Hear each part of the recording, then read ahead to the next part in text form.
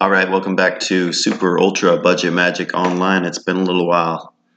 I just did an M19 draft and noticed some really cool synergies. So one of them was with a Johnny's Welcome, which makes you gain a life when you have a creature enter the battlefield.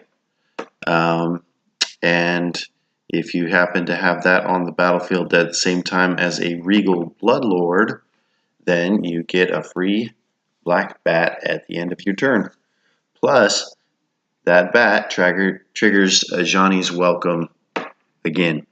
So you end up gaining 2 life and getting a 1/1 black bat flying creature token every time you cast a creature.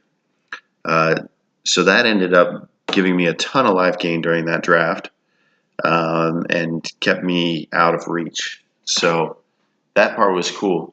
Then if you can add to the mix an Epicure of Blood, whenever you gain life, you're draining the opponent. So then if you get a creature out, you drain your opponent for 2, and you get a black bat. And if you can get multiples of these things out on the board, stuff starts to spiral out of control really quickly. Other stuff in this deck, you end up with a pretty large board state going on a lot of the time with this deck.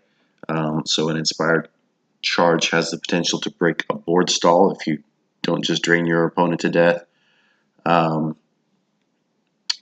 There's a lot of card draw to get you churning through your deck here between the Dusk Legion Zealot, the Mentor of the Meek, and the Militia Bugler.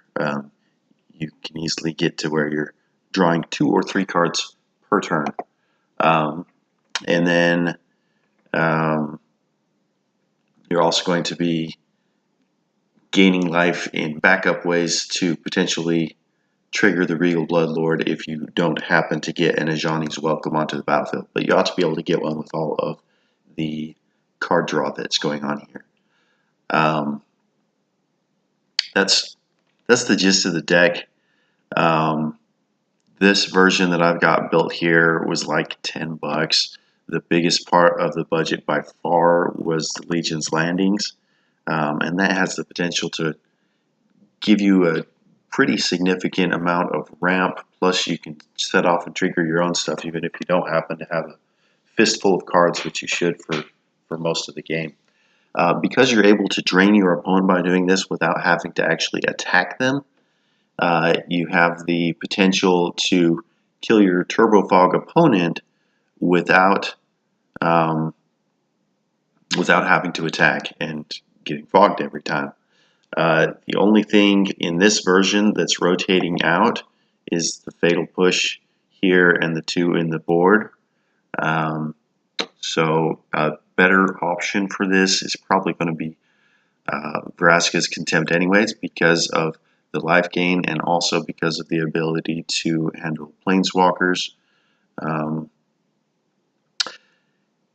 So that part's good also. So this should be a great deck for the new format, even though you're not in the one of the guilds that is supported with the new set.